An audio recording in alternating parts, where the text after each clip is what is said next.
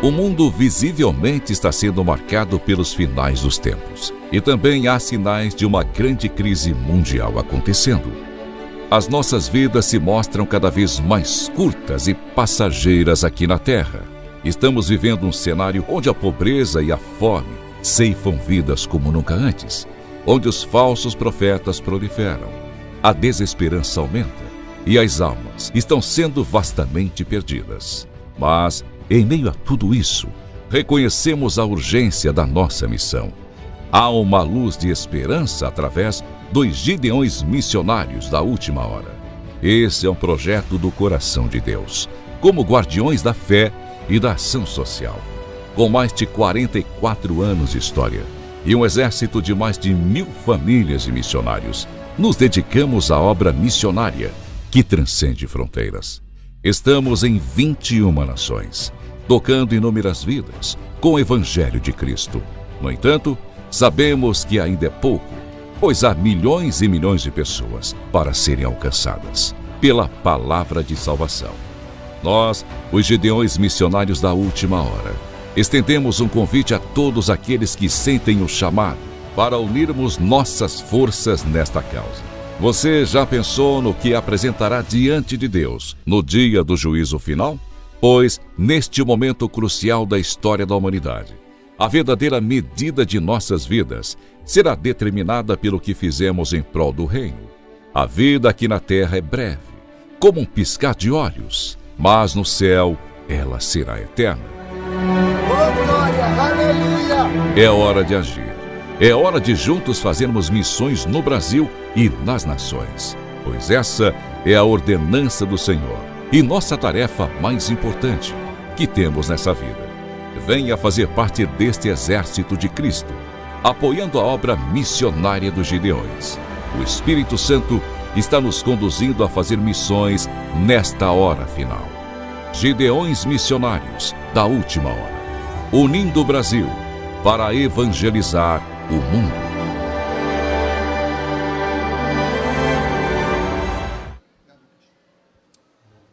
Meus irmãos, eu quero saudá-los com a preciosa paz de nosso Senhor e Salvador Jesus Cristo.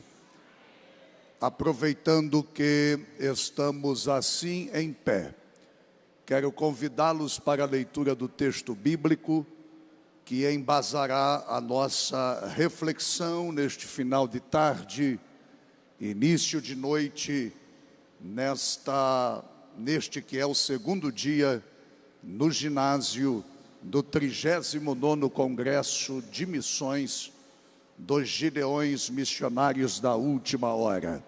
Quero convidá-los a abrirem as vossas Bíblias no Evangelho de Jesus Cristo, escrito por João, no capítulo de número 6, e o versículo de número 9.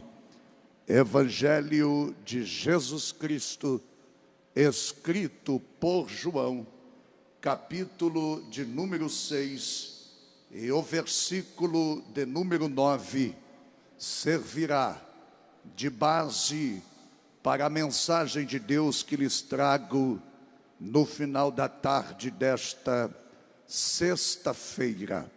Abram a Bíblia, me acompanhem por gentileza na conhecida Escritura do Evangelho de Jesus escrito por João, no capítulo de número 6 e o versículo de número 9, onde a palavra de Deus nos diz assim: aqui está um menino que tem 5 pães de cevada e 2 peixinhos. Mas o que é isto para tanta gente? Em outras versões diz: está aqui um rapaz que tem 5 pães de cevada e 2 peixinhos. Mas o que é isto para tanta gente? Queiram estar assentados por gentileza. Quero agradecer a Deus, tributar a Deus a honra, a glória, o louvor, pela oportunidade que os céus me concedem neste ano e neste momento de poder estar ocupando este seleto púlpito neste grande evento de missões de nossa nação para pregar a palavra do Senhor.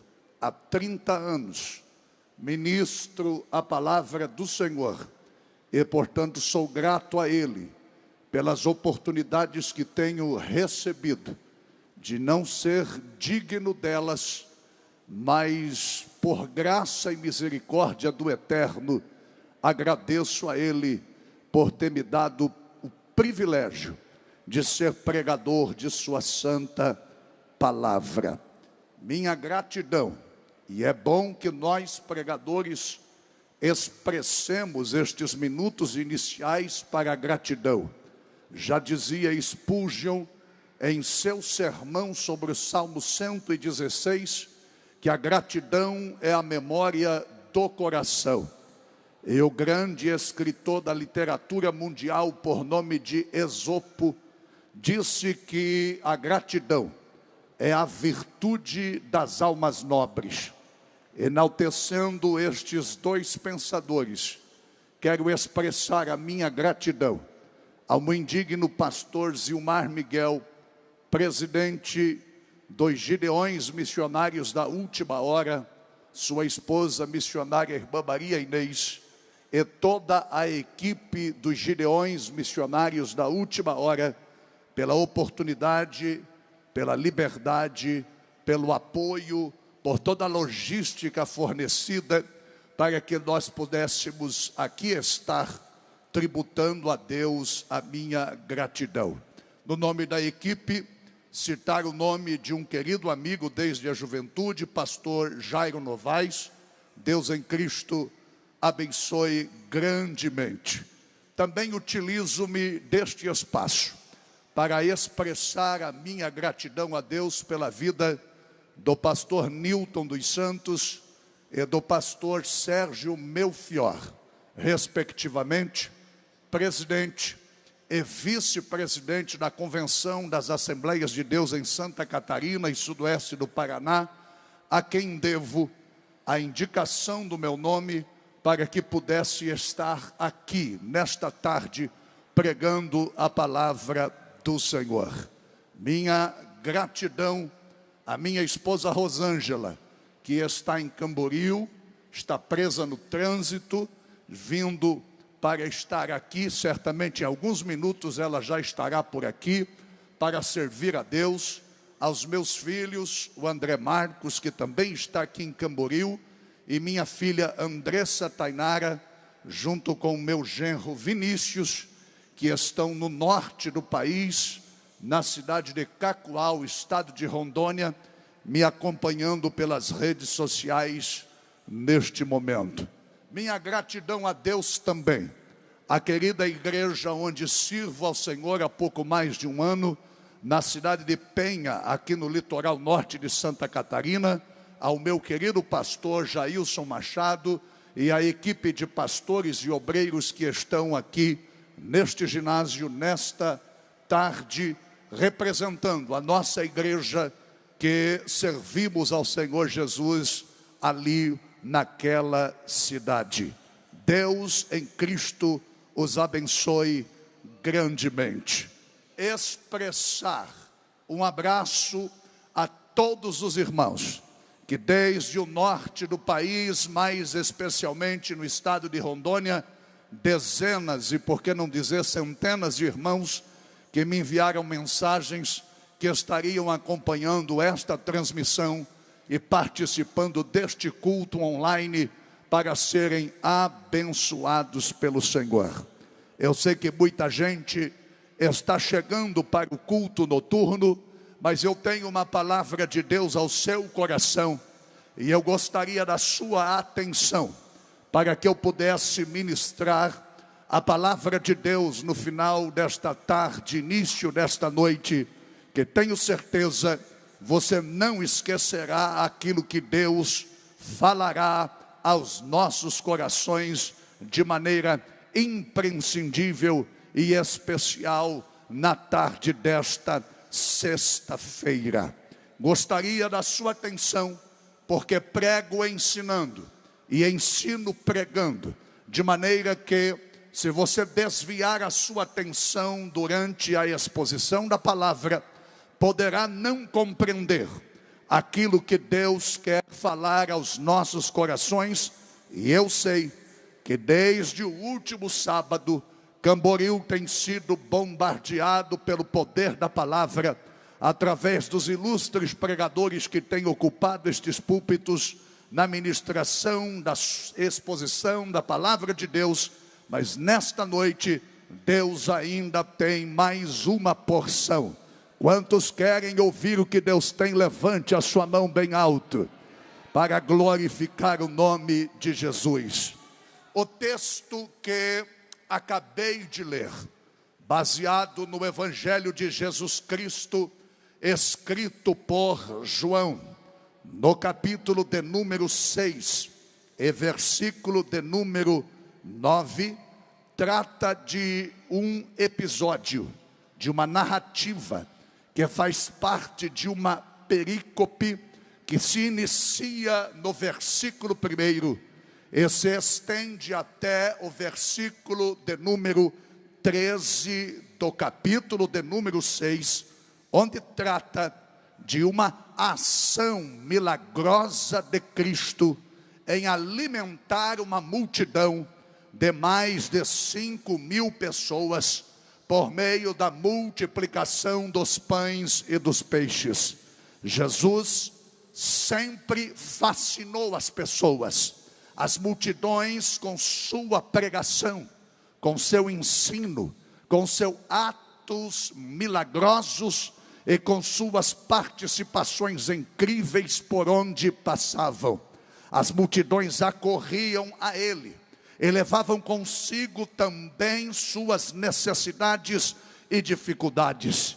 João inicia o capítulo de número 6 nos informando que uma grande multidão o seguia, porque acompanhava, ouvia os sinais que ele operava a favor dos doentes. Assim, o capítulo do Evangelho escrito por João, capítulo 6, que é palco da nossa reflexão nesta tarde, é exatamente onde Jesus nos é apresentado como pão do céu, o único pão do céu que sacia a humanidade inteira. O cenário da narrativa, repito, é a multiplicação dos pães, que é registrado em todos os 4 evangelhos, ainda que com diferentes detalhes.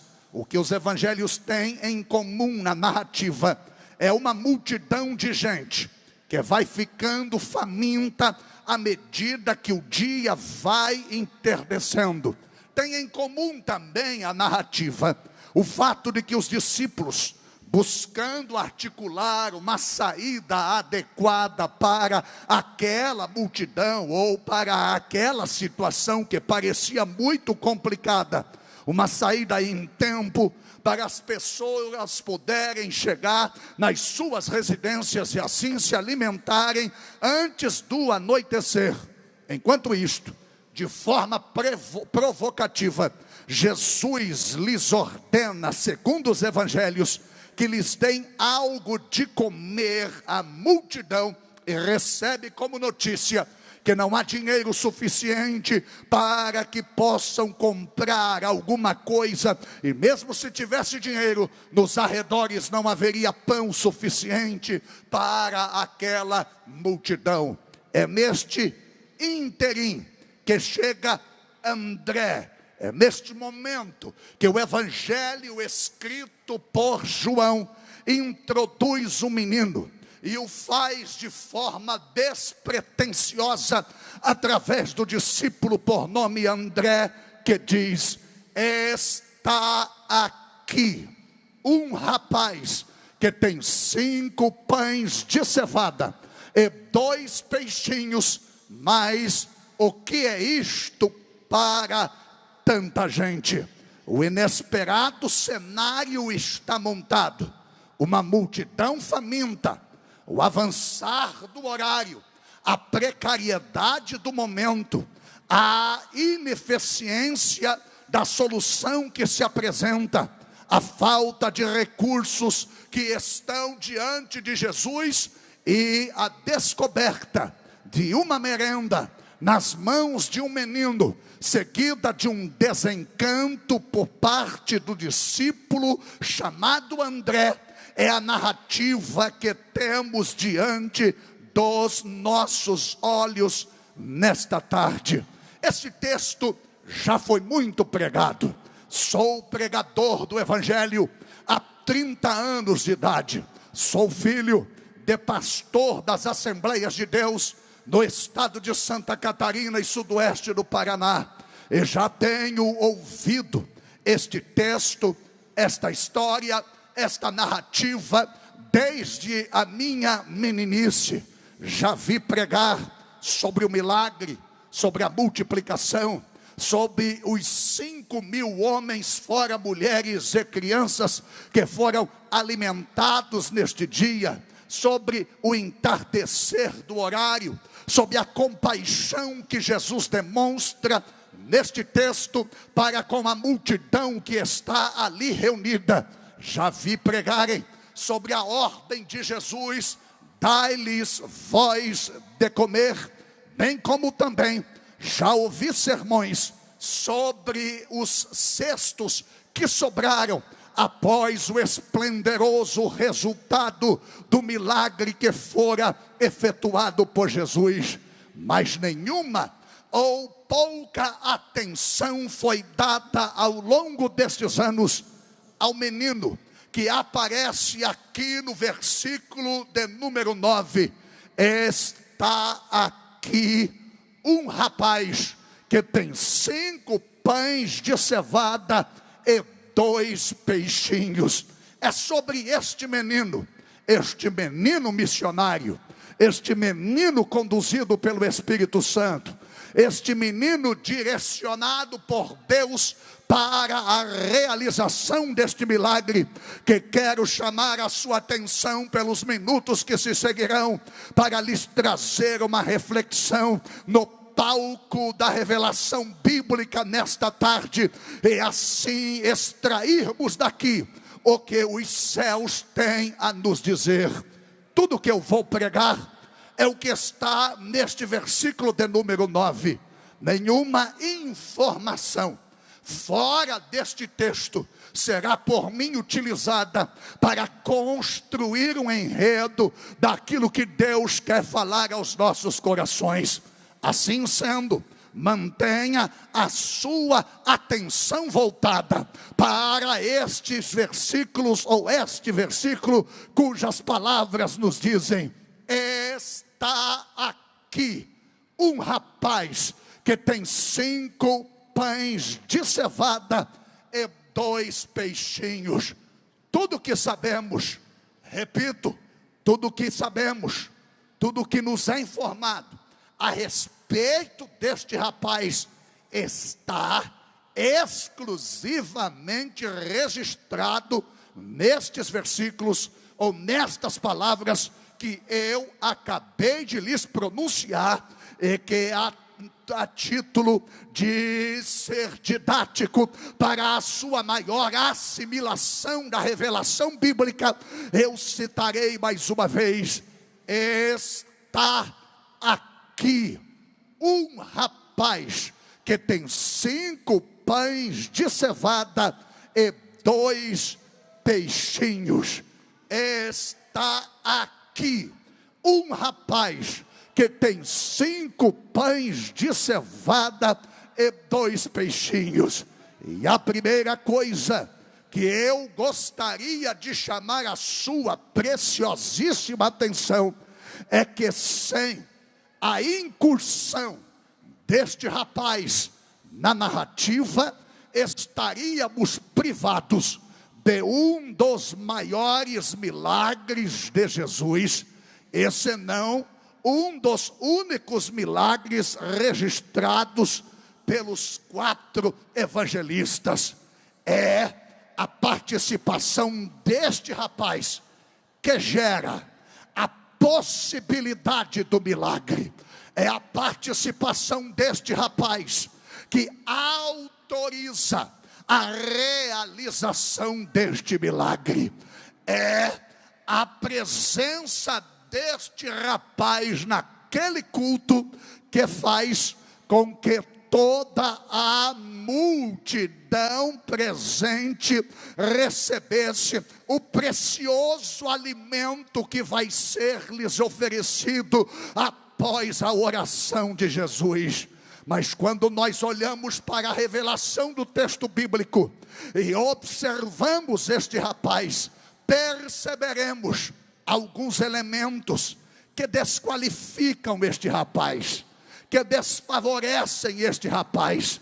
Talvez na história do nosso ministério, no exercício do trabalho missionário, na realização da grande tarefa evangelizadora impregnada por Cristo para a sua igreja, nós não olharíamos para este rapaz com bons olhos e nem o escolheríamos para ser um protagonista na história deste milagre, tal qual aconteceu como o evangelista assim narrou. E quereis saber quais são os elementos presentes no texto que desqualificam, desfavorecem, desmerecem a presença deste rapaz no protagonismo deste milagre?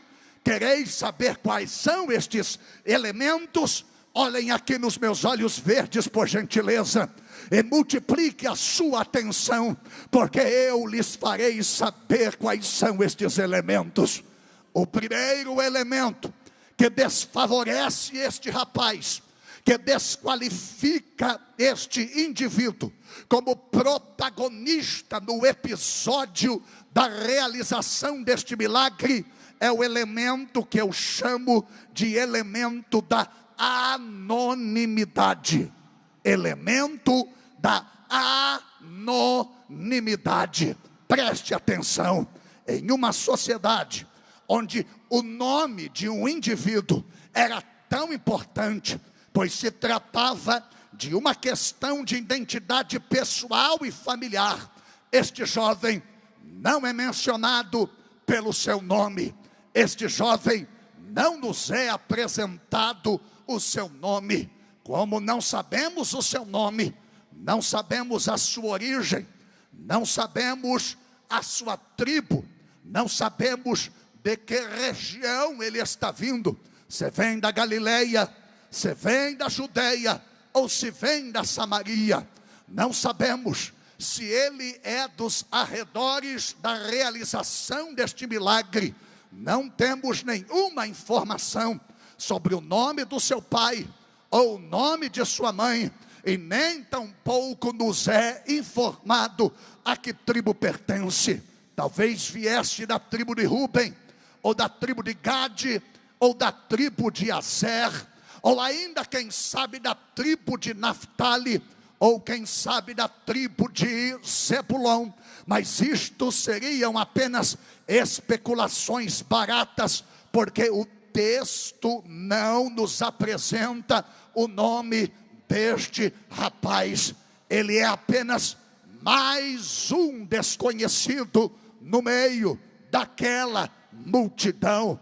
Ninguém sabe quem ele é, ninguém sabe a que família pertence, ninguém sabe de que tribo é proveniente, ninguém sabe de qual região do país ele viera. Ele é o desconhecido, anônimo. Ele não tem nome, mas sem sua participação o milagre não acontece. Sem sua participação a multidão não é alimentada. Ele não tem nome, mas segura a informação. Não tem nome, mas tem pão.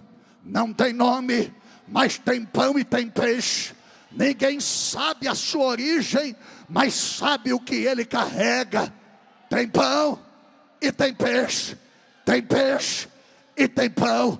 Mas ainda há um segundo elemento neste texto que desqualifica este rapaz, que desmerece este rapaz. Quereis saber qual é? Olhe para o texto. O texto diz: está aqui um rapaz.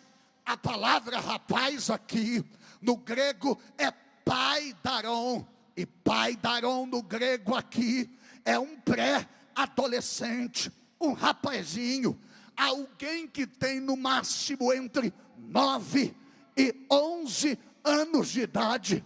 Não tem mais do que isto, entre 9 e 11 anos de idade. Olhe aqui nos meus olhos verdes uma vez mais para esta informação. Nesta sociedade, o que era valorizado eram os anciões. Este rapaz não tinha valor. Tanto é que na contagem da multidão, só homens maiores de idade que aparecem. 5.000 homens, crianças não aparecem. Ele poderia ser visto como potencial para o futuro, mas pouca ou nenhuma expectativa se era lançada a respeito do presente. Ele estava numa condição etária desfavorável. É o segundo elemento, o elemento da pouca idade. Então vamos por parte. Ele não tem nome e não tem idade. Não tem nome e não tem idade, mas tem pão e tem peixe. Não tem nome e não tem maturidade, mas tem pão e tem peixe. Não tem nome e não tem maturidade, mas carrega no seu bormal pão e peixe, peixe e pão. E se tu podes dar a maior glória da noite, levante a sua mão, abre a sua boca e exalte o nome de Jesus Cristo Nazareno. Nós estamos estudando o texto bíblico e estamos percebendo alguns elementos culturais que desqualificam, desmerecem, desmerentem aquele rapaz de ser o protagonista da realização daquele milagre. Não tem nome e não tem idade, mas quando nós observamos o texto também nos informa que tipo de lanche o rapaz está trazendo. E somos informados pelo texto: 5 pães de cevada e 2 peixinhos. Olhe para cá, o rapaz só tem pães de cevada e peixinhos feitos em salmoura, porque esta é seguramente a melhor tradução do termo grego opsarion, usado por João, em contraponto ao termo ictuas, usada nos evangelhos sinóticos. Esse termo opsarion está falando de peixinho frito, previamente preparado na salmoura, deixado durante alguns dias ali no sal para conservação, e dado o momento de ser comido, então era frito e servido com pão de cevada. Observe que o texto não traz a informação para nós que era pão de trigo, mas sim pão de cevada.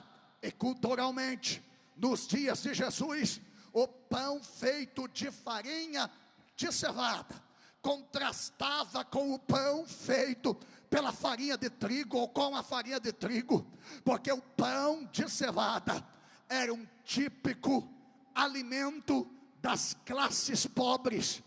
Esta merenda, pãozinho de cevada com opsário frito, era o típico alimento de quem não tinha recursos financeiros. Ele era pobre, ele vinha das classes sociais baixas. Então, mais uma vez, recapitulando, o rapaz não tem nome, mas tem pão. O rapaz não tem idade, mas tem pão. O rapaz não tem dinheiro, mas tem pão e tem peixe. tem pão e tem peixe. Só quem pode levantar a mão. Só quem pode. Só quem pode. Só quem pode. Só quem pode. Eu estou pregando esta tarde.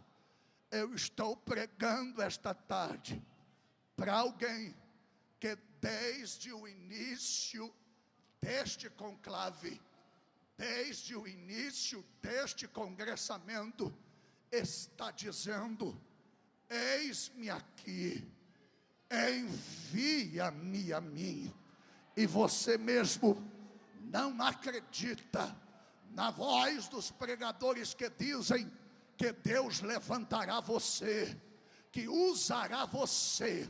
E você está me ouvindo pregar, está se identificando com este rapaz e está dizendo: eu sou rapaz, sem nome, sem idade, sem tempo de fé, sem recursos financeiros. Mas o que ninguém está ciente é que ninguém percebe o que você carrega.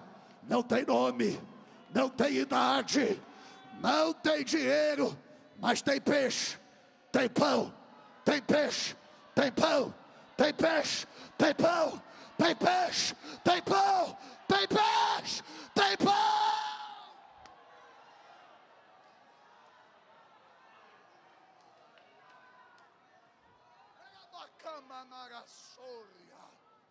Glória ao nome de Jesus. Glória ao nome de Jesus. Glória ao nome de Jesus. Eu sou pentecostal, crente da Assembleia de Deus. Então dá licença que eu não vim aqui dar aula de teologia. Eu vim pregar e profetizar. Pega na mão de quem está ao seu lado e pergunta: tem pão? Tem pão? Tem pão? Tem pão? Tem pão? Tem pão? Se tem pão, abre a boca. Se tem pão, adora.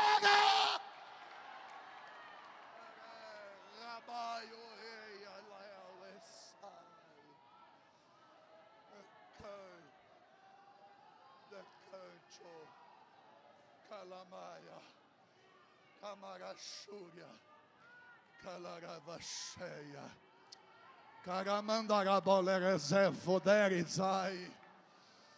Oh glória, oh glória. Há um quarto elemento que desqualifica este rapaz. Melhor o meu retorno se não for pedir demais. Há um quarto elemento que desqualifica este rapaz. Primeiro, o elemento da anonimidade. Segundo, o elemento da pouca idade. Terceiro, o elemento da classe social baixa. E quarto, o elemento da insuficiência. O texto diz: está aqui um rapaz que tem 5 pães de cevada e 2 peixinhos. Mas olha a conclusão. O que é isso para tanta gente? O que é isso para a multidão que está esperando? O que é isto para alimentar essa turma que está esperando receber alguma coisa? O que ele tem, ele não tem nome, mas tem alguma coisa. Ele não tem idade, mas tem alguma coisa. Ele não tem dinheiro, mas tem alguma coisa. Mas o que tem é insuficiente. O que tem é limitado. O que tem não resolve a situação. O que tem não sacia a fome da multidão. E se o meu sermão terminasse aqui nesta hora, eu seria o mais imaturo dos pregadores. Ainda bem que o meu sermão não termina aqui, porque alguém além destes elementos desfavoráveis, desqualificáveis, que desmerecem esse rapaz, o texto me apresenta algumas lições, e eu só vou falá-la se você abrir essa boca o mais alto que você puder e dar o maior glória a Deus no final desta tarde, dentro deste ginásio. Quem pode fazer barulho, faz barulho para adorar.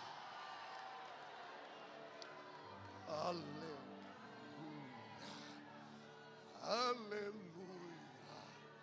aleluia, aleluia, aleluia, aleluia. Eu estou esperando você adorar, eu estou esperando você adorar.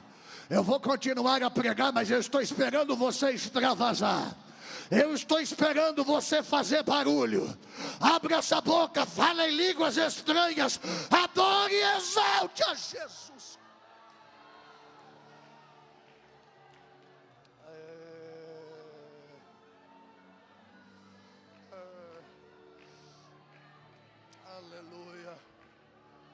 Aleluia, aleluia, aleluia, aleluia.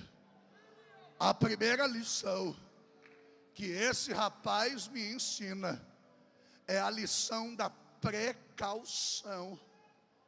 Esse rapaz aprendeu a ler necessidades futuras e assim estabeleceu a sua provisão.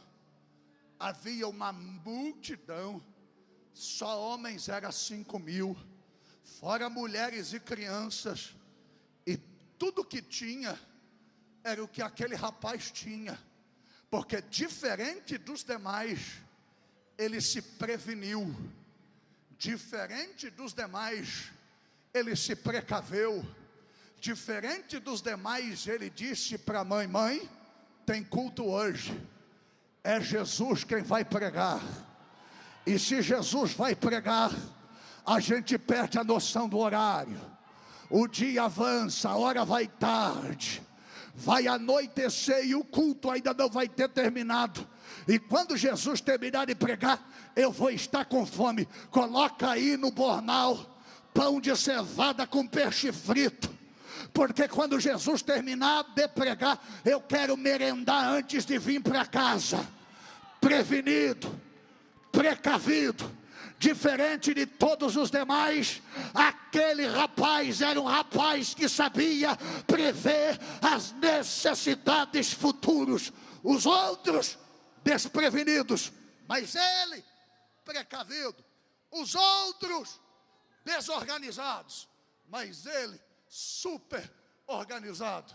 Os outros não souberam pensar no amanhã, mas ele garantiu a provisão para o depois. Os outros não souberam guardar-se para o momento em que a fome física aparecer. Ele, pelo contrário, disse: eu vou no culto, vou alimentar a alma, mas prepara a merenda que eu vou comer depois do culto. Precaução, prevenção é a primeira lição deste rapaz. A segunda lição deste rapaz é a lição da humildade. E esta lição, a gente aprende a subjugar o egoísmo. Olhe para mim, ele poderia por direito ter dito: não vou entregar.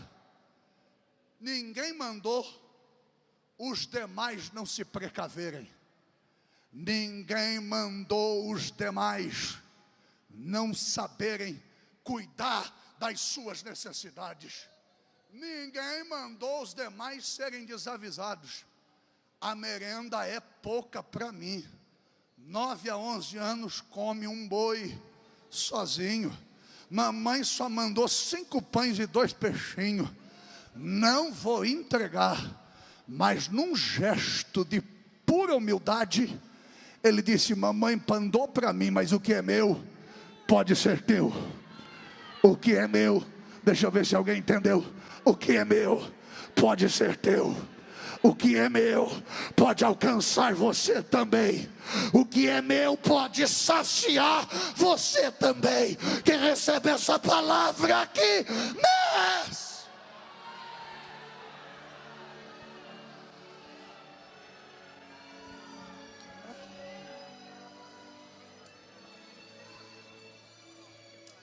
Há uma outra lição no texto. E esta lição eu quero que você salte da cadeira.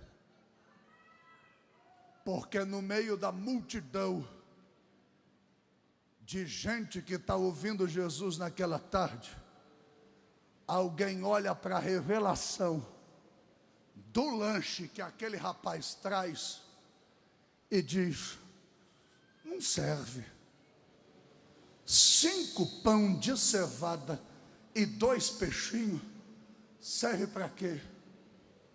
5.000 homens, fora mulheres e crianças. E para piorar, é comida de pobre. É pãozinho, é farinha de água com linguiça frita. É pãozinho tostado com sardinha frita. Não serve, não sacia a fome. Se tu não der glória, eu vou descer aí. Jesus olha e diz: para você é descartável, para mim serve. Para você não vale, mas para mim vale. Para você não vai servir para nada, mas nas minhas mãos vai alimentar uma multidão e vai sobrar.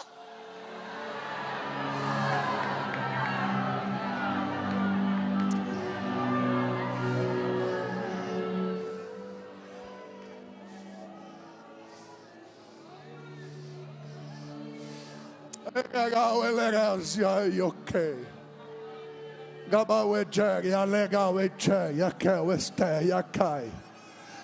Eu vim aqui pregar para quem só tem pão de cevada e peixe frito. Eu vim aqui para pregar para quem não tem nem condições de pregar ainda. Eu vim aqui pregar para quem ainda não consegue fazer uma articulação hermenêutica, uma interpretação exegésica e nem tampouco uma apresentação homilética de qualidade. Eu vim aqui pregar para aqueles que quando cantam, alguém diz: não canta mais, para, não profetiza mais, e alguém está dizendo: não serve. Jesus está olhando e diz: serve, serve, serve, serve, serve.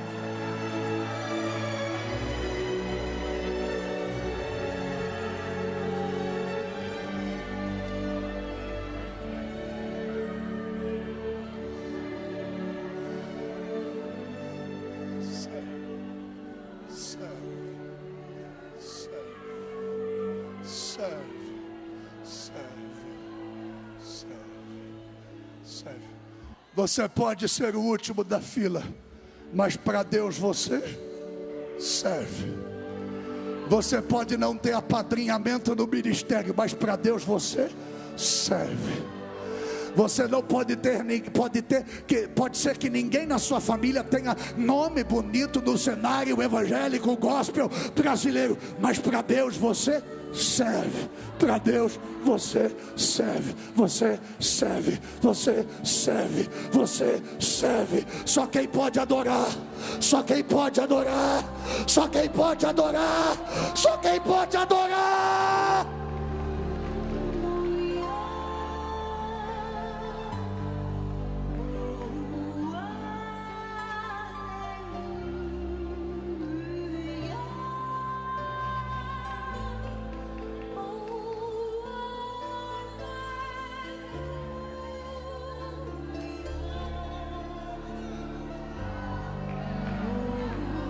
Pega na mão de alguém e diga: para Deus você serve.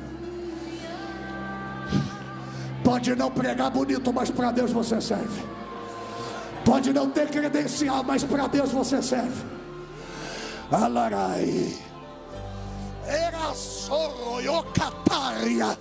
Para Deus você serve.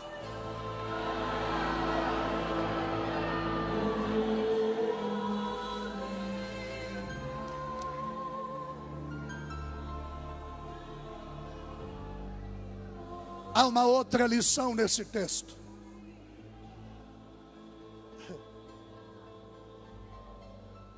Há uma outra lição nesse texto. E eu caminho para concluir o meu sermão.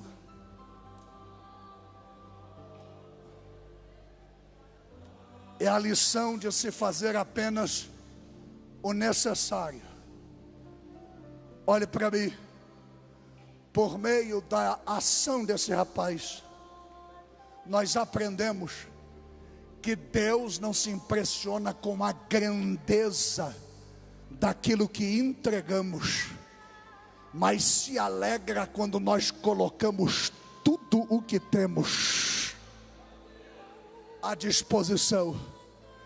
Ele diz para Jesus: eu não tenho muito, mas o que tenho é teu.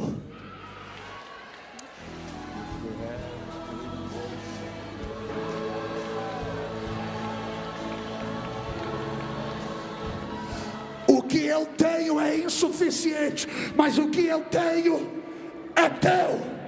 O que eu tenho não dá para muita coisa, mas o que eu tenho é teu.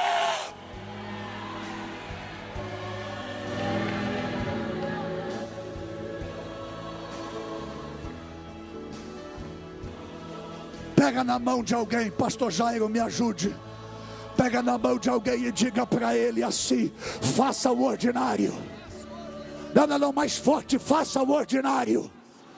Entregue o que você tem e deixa o extraordinário que Deus fará. Se você acredita no que acabou de pregar comigo, adore a Deus.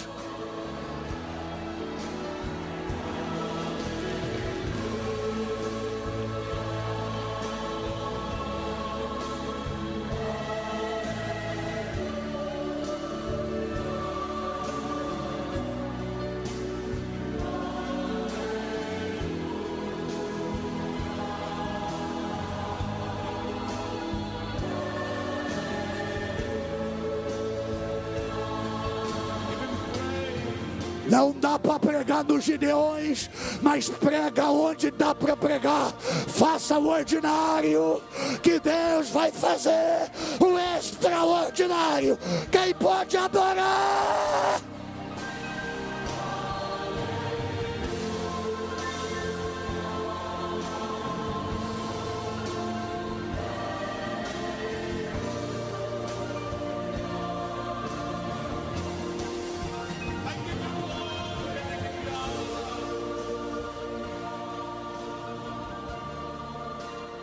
Olhe para mim. Eu estou encerrando. Aquele rapaz tem cinco. Quantos pães? Quantos pães? E quantos peixes? 5. 2. 5 mais 2 é igual 7. Para nós é só um numeral. Para nós brasileiros, o número 7 é apenas mais um numeral. Mas quando nós olhamos para a Bíblia e pensamos a partir de uma mente judaica, nós perceberemos que o número 7 não é apenas um numeral. É a representação total e absoluta da perfeita vontade de Deus. Pastor, eu não entendi. Eu explico. Foi no culto naquele dia. E a semelhança de muita gente, quando o culto está terminando, alguém pensa: comecei a sentir fome, vou sair daqui e vou pegar um Big Manch feliz. Alguém diz: vou passar no Burger King e vou pegar aquele Double X com batata frita. Outro pensa: aquela picanha na chapa. Outro pensa: aquela porção de camarão à milanesa. E outros pensam em pratos mais sofisticados. Mas quando Jesus diz: sentem-se, que eu vou dar de comer, tudo que tem é pão de cevada e peixe frito.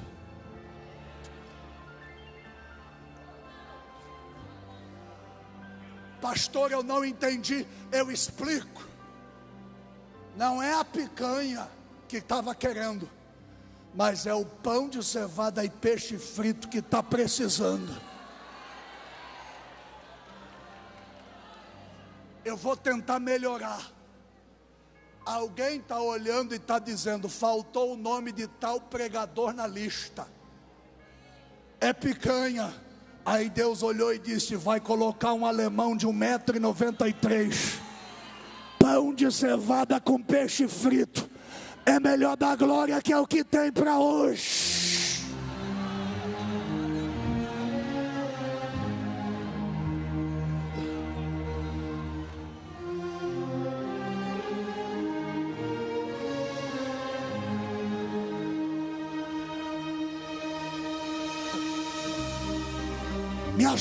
Me ajuda a pregar de novo, me ajuda.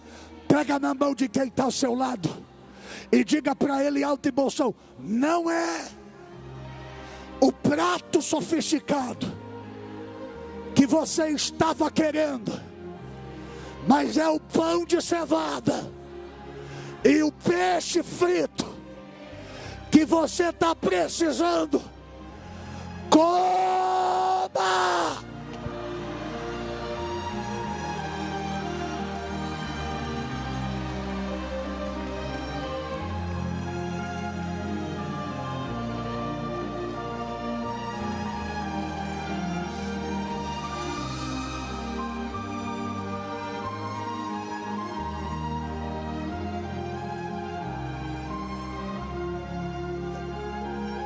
E pensar que no meio da multidão alguém está pensando: eu deixei de comer aquela picanha suculenta para comer esse pãozinho de cevada com peixe frito.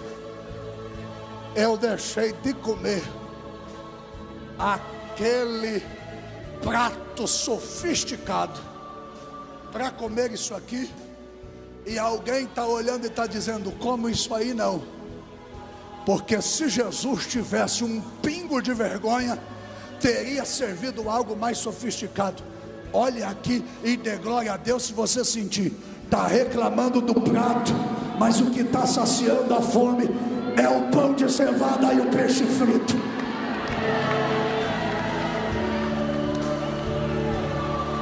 Está reclamando da comida, mas o que está saciando a multidão é o pão de cevada.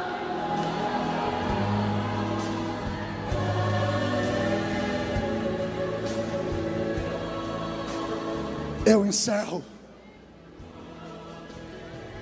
Aquele rapaz entregou tudo. Diga comigo: aquele rapaz entregou. Mais forte: aquele rapaz entregou. Eu encerro aqui. 1986. Melhora um pouco o retorno, eu estou concluindo. 1986.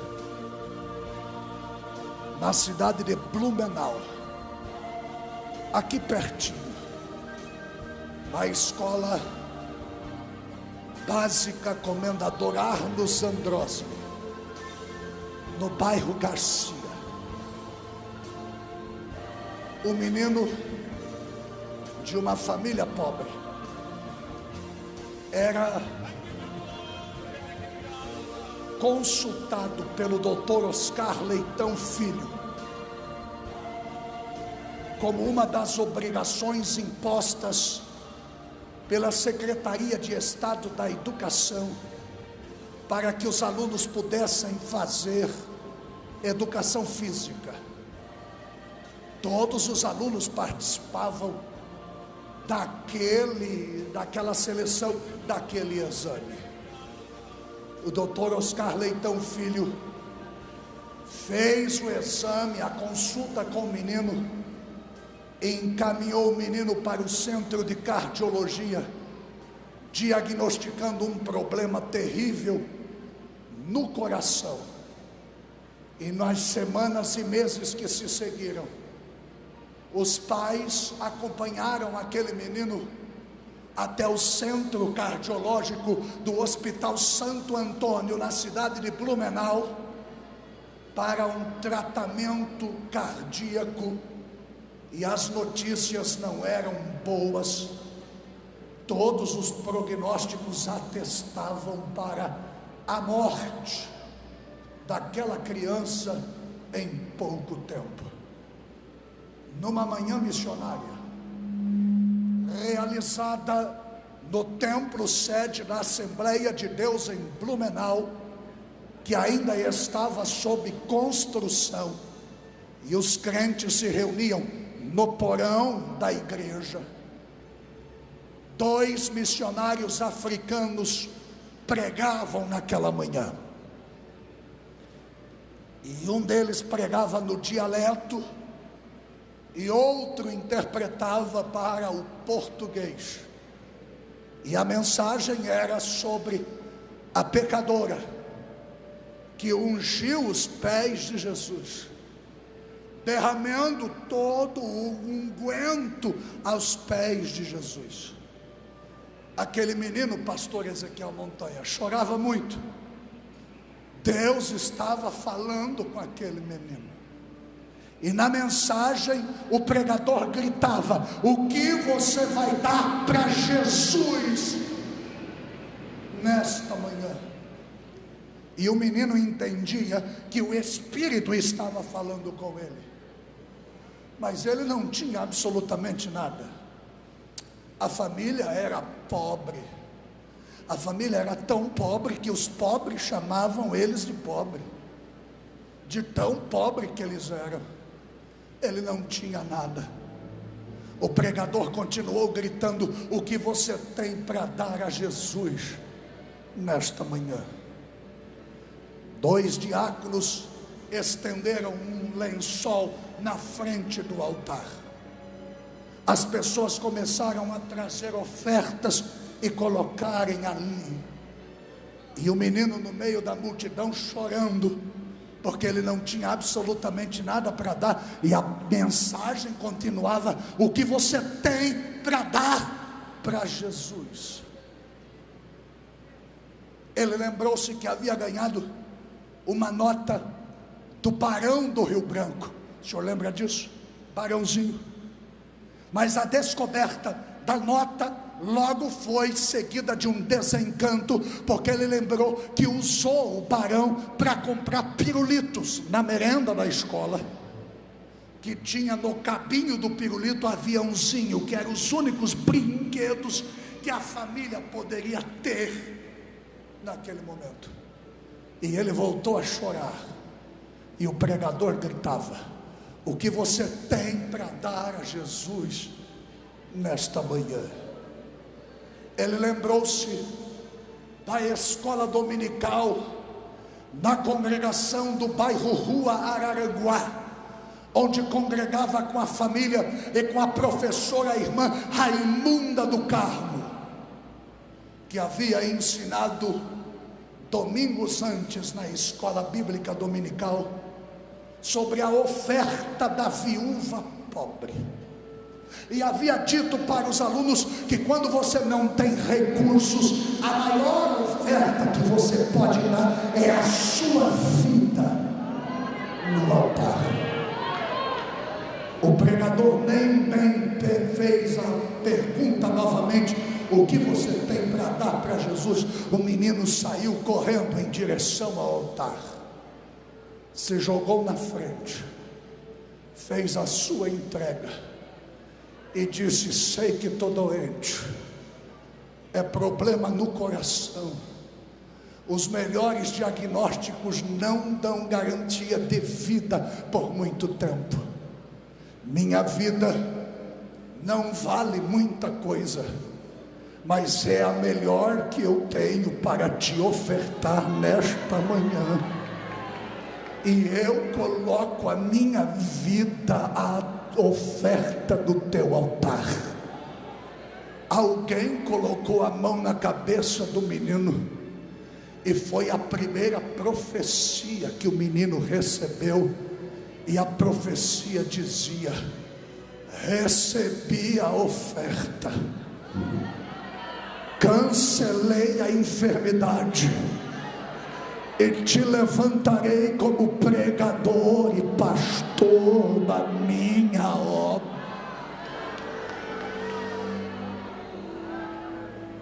O tempo passou. Eu vou resumir. O menino cresceu.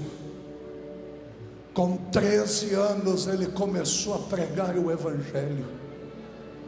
Com 15 anos ele era líder da juventude no bairro onde morava. Com 19 anos, casado, foi separado ao diaconato e à obra em tempo integral pelo saudoso pastor Valmor Leonel Batista em Blumenau, e assumiu a primeira congregação de seu ministério. Aos 20 anos de idade foi ordenado a presbítero. Aos 25 anos foi ordenado a evangelista. Aos 28 anos foi ordenado a pastor. Aos 35 assumiu como presidente da sua primeira igreja no norte do país, no estado de Rondônia. E nesta tarde de sexta-feira, 26 de abril, aos 44 anos, esse menino está aqui pregando. Está aqui um rapaz que tem 5 pães de cevada e 2 peixinhos. Quem pode adorar?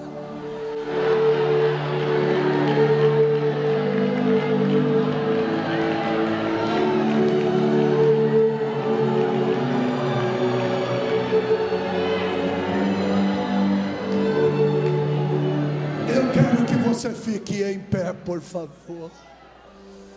Eu quero que você fique em pé, por favor. Carabalarachúria, Carabacanda Lamaraché,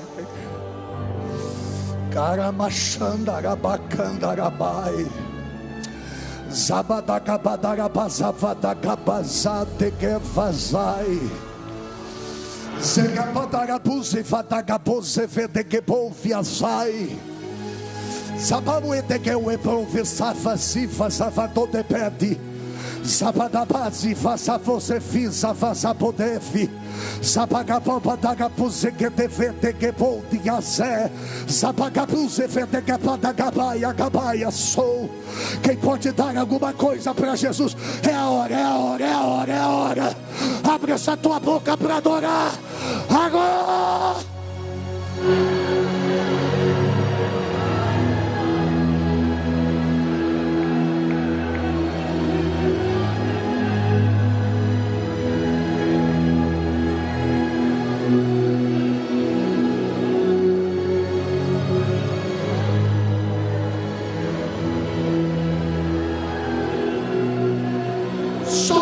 Alguma coisa para entregar para Jesus neste início de noite? Coloque a mão no peito. Coloque a mão no peito.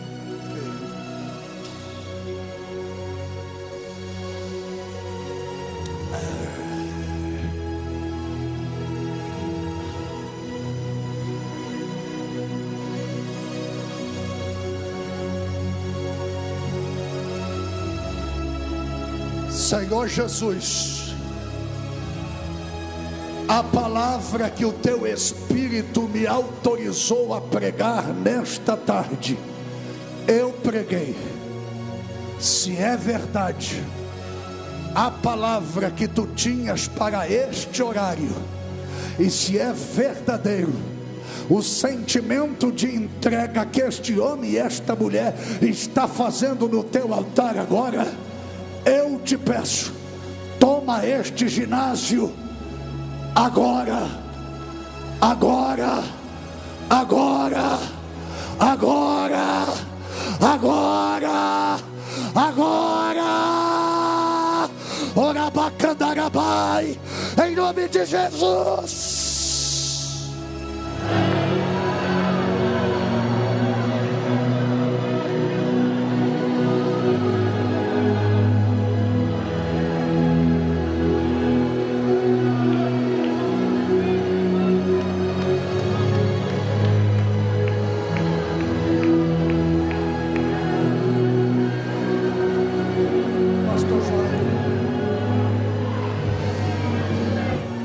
Segura um pouco, segura um pouco. Pega na mão de alguém aí. Pega na mão de alguém. Diga para quem está do seu lado: eu não tenho nome. Não, mais forte: eu não tenho nome. Eu não tenho idade. Nem tempo de fé tenho. Dinheiro também não tenho. Tudo que tenho é 5 pães e 2 peixes. E eu aprendi nesta tarde que o que tenho pode não servir para você, mas para Ele serve. E se serve para Ele, me dá licença, eu vou entregar para Ele o que eu tenho. Ele vai usar segundo Ele querer. Ele vai fazer segundo a sua vontade. Me dá licença, porque eu vou entregar para Ele. Eu vou adorar. Solta o grito na garganta e adore. Adore.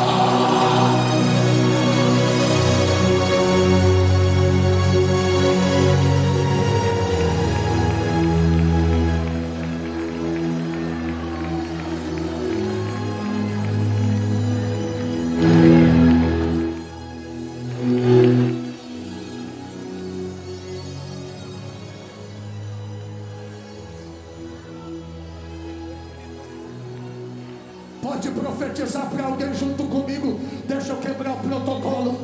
Eu sou pastor de igreja, mas eu sou pentecostal. Sou professor de teologia, mas sou pentecostal. Então profetiza para alguém, te prepara. Teu pãozinho de cevada e teu peixe frito vai alimentar a multidão, vai alimentar a multidão, vai alimentar a multidão, vai alimentar a multidão. Vai...